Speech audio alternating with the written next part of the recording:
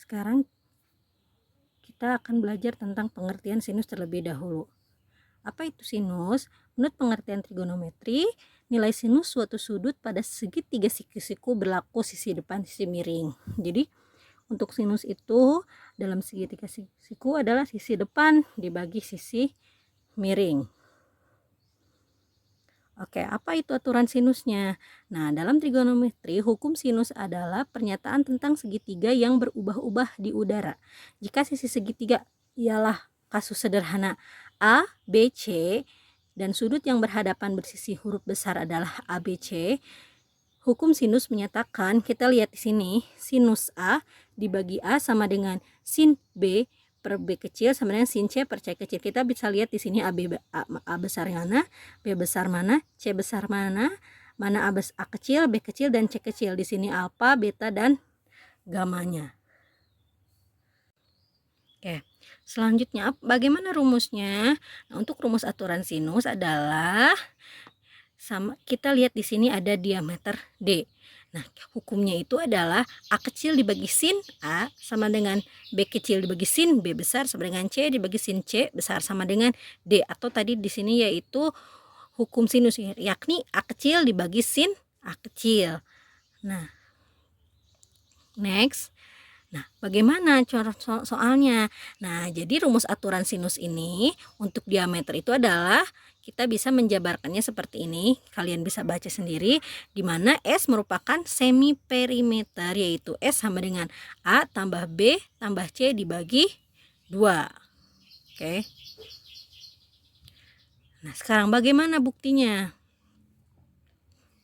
Bukti aturan sinusnya. Nah, ini ada untuk buktinya, yaitu perhatikan segitiga ABC di samping. Ini segitiga A, B, dan C. Disebut sisi AB. Kenapa di sini C? Kita lihat di sini C, berarti ini C kecil.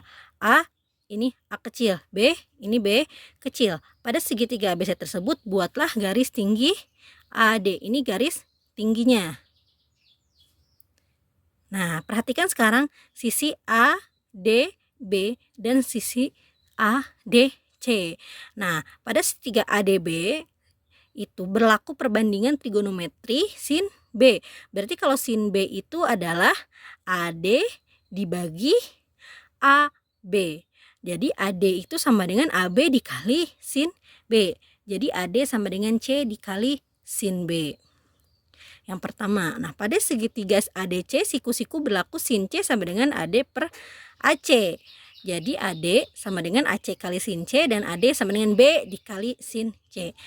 Nah, jadi dari yang pertama tadi dan yang dari yang kedua kita peroleh sin B itu sama dengan B dikali sin C. Maka B per sin B sama dengan C per sin C.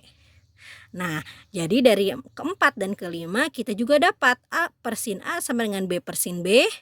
Jadi kita dapat aturan sinus A per sin A sama dengan B per sin B sama dengan C per sin C.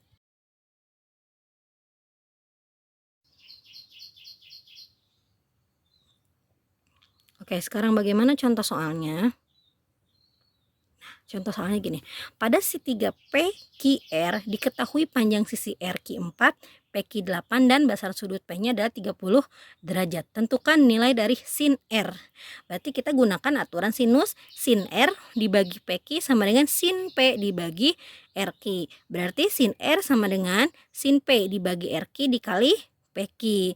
Nah, sekarang sin P-nya berapa? Berarti sin dari 30 derajat.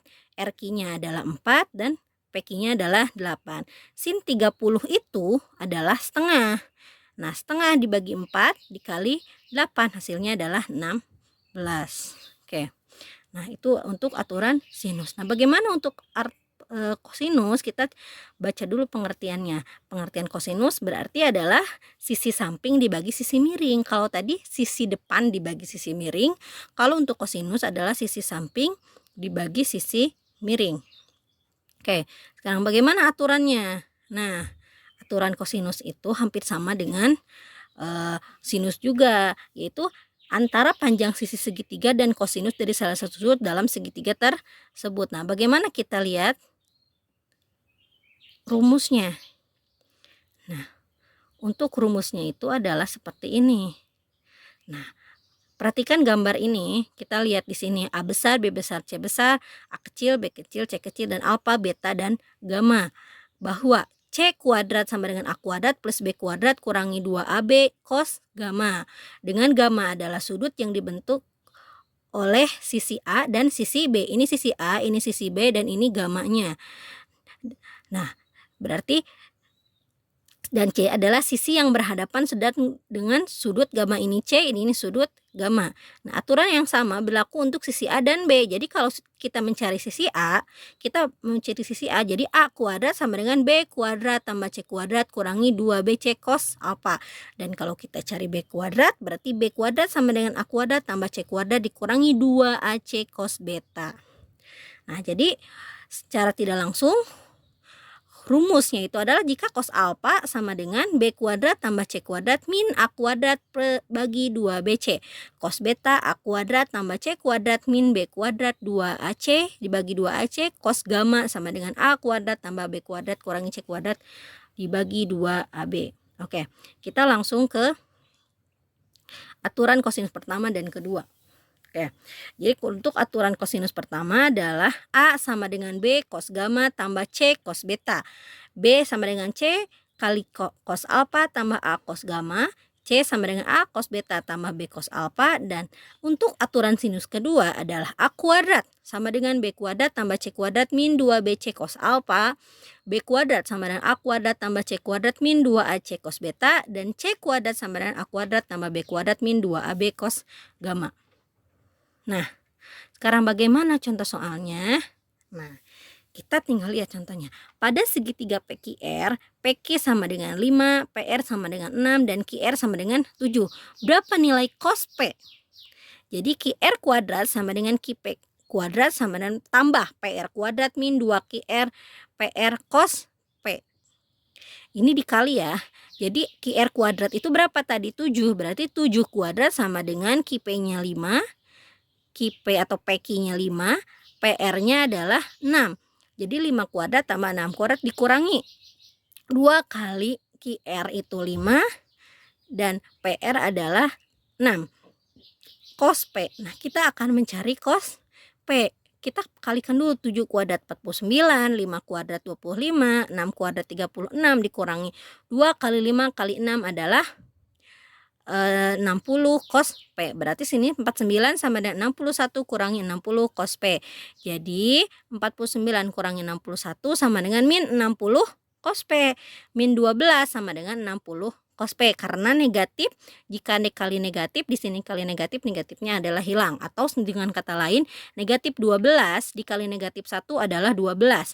Negatif 60 dikali negatif 1 adalah 60 cos P.